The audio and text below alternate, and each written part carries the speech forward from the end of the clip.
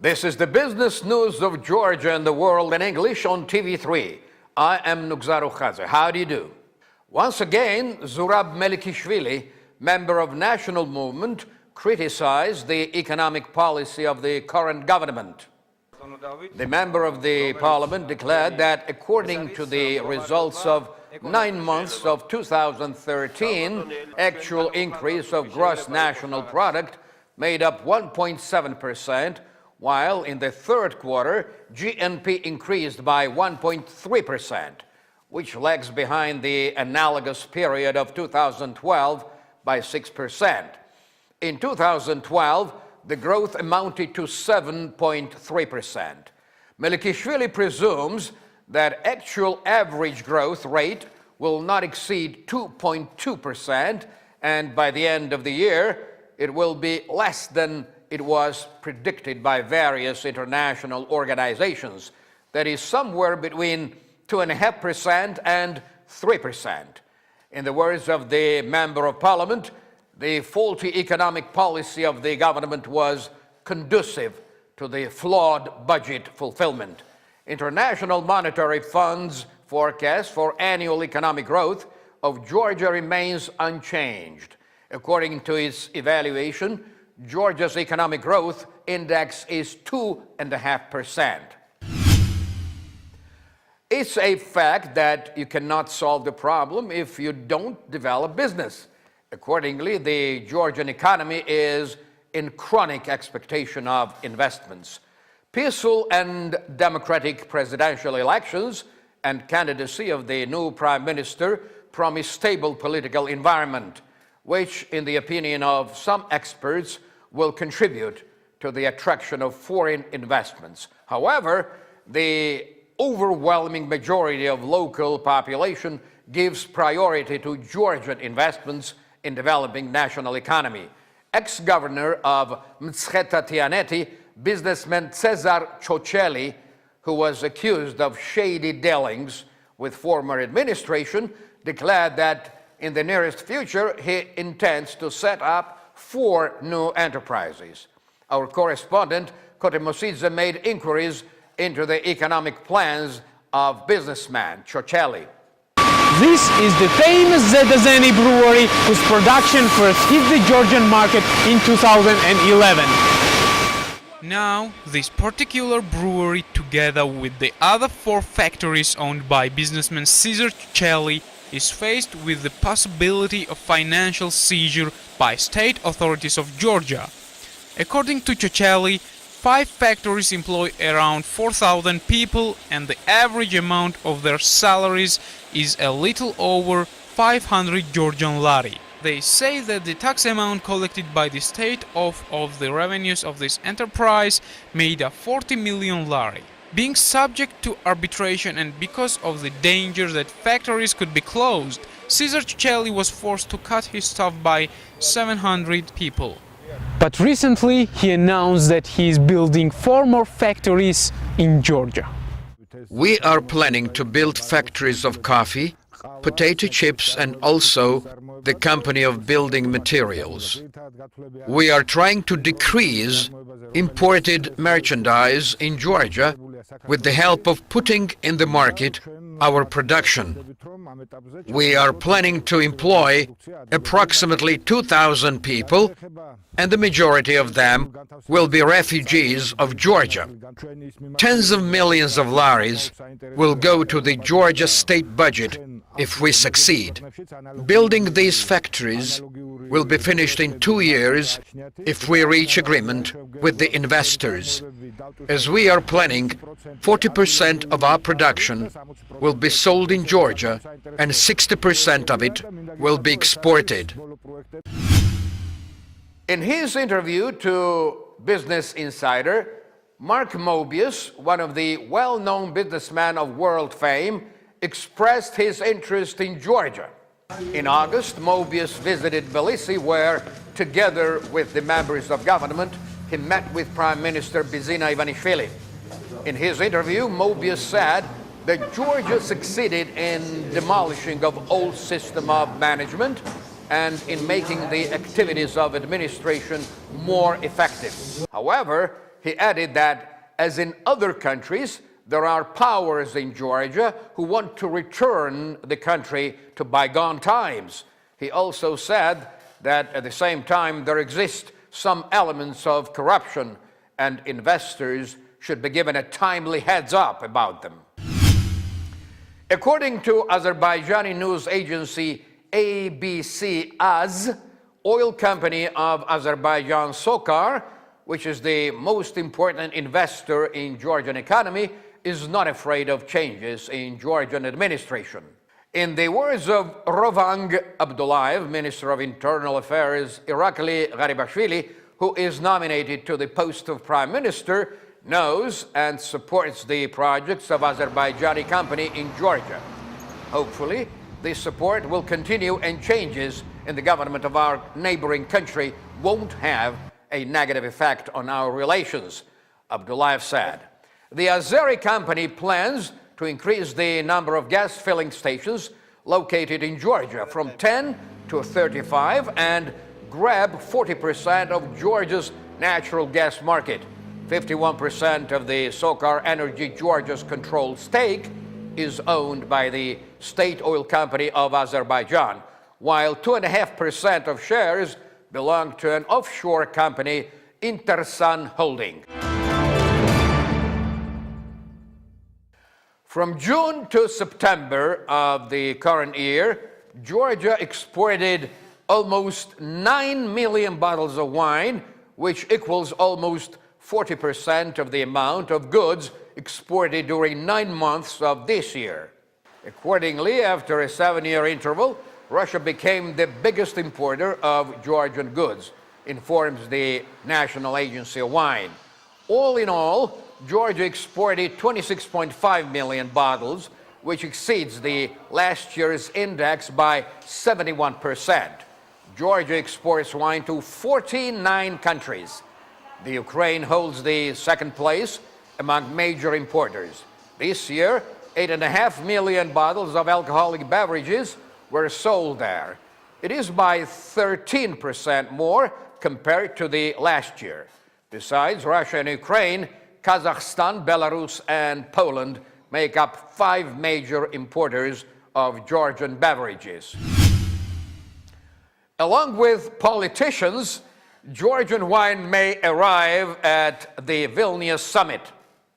Georgian Ministry of Foreign Affairs is conducting negotiations with the organizing committee of the Vilnius summit regarding the permission to present Georgian wine at the summit.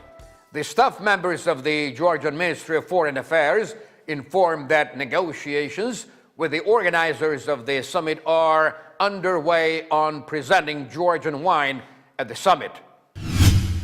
A few words more about alcoholic beverages. According to the research of American financial corporation Morgan Stanley, last year, demand for wine exceeded supply by 300 million bottles and deficit reached the last 40 years maximum. The experts informed that due to the bad weather in Europe in 2012, wine production in the region dropped by 10%, which amounts to 25%, compared to 2004, the year of peak point index. The wine pundits believe that diminishing supplies of wine will trigger rise of international prices and alcoholic beverages, and accordingly, it will offer good prospects to the new exporters. According to the forecast of Morgan Stanley, the Georgian wine has a good chance to expand its export areal and consequently evade possible contingencies on the Russian market. Today, there are 1 million winemakers over the world, and all of them produce 2.8 billion liters of alcoholic beverages. The biggest wine consumer is France, 12%. The United States of America is the runner-up, and Italy holds the 3rd place. The scandal regarding the National Museum goes on. Our TV3 has learned that on the initiative of the Ministry of Culture, an interim commission was set up. Starting from June, the Commission is examining the state of exhibits. The case under examination concerns the prices of art that were taken out of Georgia from 2004 to 2012. The Ministry of Culture was flooded by the letters that informed about the facts of concrete offenses. These facts were instrumental in setting up the interim commission. The authors of one of the letters were poet Rezo Amashukeli and his daughter Baya Amashukeli. Where and why do they go? Who has the right to take out the exhibits? It's our historical and cultural heritage. There are countries which don't have such heritage. We have it, but don't care for it. I have the feeling that somebody wants to eliminate our heritage. Gogi Khoshtaria, member of the commission, thinks that the accusations are groundless. He insists that the canvases painted by Nico Pirosmani are authentic and public should not have any doubts about it. According to the conclusion of state audit, which made an inventory at the National Museum from 2007 to 2012, 274 exhibits were missing from the collections of National Museum, Art Museum, and National Gallery. In answer, National Museum aired an official statement. Let me read the text of the statement to you. Long before the audit began its examination, we prepared and specified the list of organizations and exhibits that borrowed the exhibits. Then, lists were submitted to the Department of Constitutional Security. Ministry of Foreign Affairs is also assisting us in getting the exhibits back. This year, Ministry of Culture also joined the efforts of retrieving the pieces of art. We are working with those organizations who are the temporary owners of the exhibits. Different organizations, among them embassies, have returned most of the borrowed pieces of art. Work in this direction goes on. Management of the museum does not make any additional comment, while the Ministry of Culture argues that the conclusion of the audit does not give the full picture because the inventory is going on, and many exhibits could have been returned. As per the information of the prosecutor's office, the investigation started on March the 25th of 2013, and it was on up until now. The investigation began on the basis of the information provided by the audit services. The Embassy of the United States presented to the International Arts Center the project of architectural rehabilitation of the church named after Virgin Mary at the monastery compound in Gelati. According to the information of the embassy, the project will be financed by the program of the Ambassador of the United States for Protecting Cultural Heritage. $600,000 American dollars will be allocated for the fulfillment of the project. International Arts Center of Georgia will realize the project in cooperation with the Department of Restoration of the Academy of Arts. The International Arts Center, which is a non-governmental organization that works in the sphere of culture, was founded in 1995. From 2001 up to date, the Embassy of the United States of America has spent almost $1 million American dollars on protecting and promoting of Georgian culture. Fast passenger catamaran Sochi 2, which belongs to the Russian company Rosmorport, opened a new navigation route Sochi-Batumi-Sochi. The Russian information agency Port News writes that the new motor ship restored the parity of navigating between Russia and Georgia. Until recently, vessel Kometa, owned by the Georgian company Express Batumi, was sailing along the route Batumi-Sochi-Batumi. According to the information posted on the website of Russian Cabinet of Ministers, The Russian government plans to invite 1.6 million foreign laborers additionally. The document of the Russian government specifies the quota of skills and professions. As of the next year, Russia is ready to employ 557,000 builders, 119 drivers, 108,000 workers of machine building and metal mining sectors. There are 270,000 jobs for unskilled labor.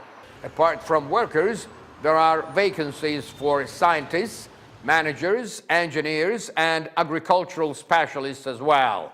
Russian cabinet of ministers have already confirmed 357 invitations.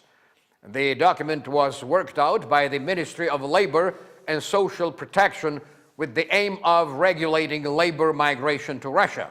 According to unofficial data, about 700,000 migrants from Georgia are living in Russia today. That's it this evening. Thank you very much for watching the business news of Georgia and the world in English on TV3. I am Nugzaru. I'll see you again next Sunday morning, first at 11 a.m. and then in the evening at 11 p.m. And now, my friends, have a wonderful weekend.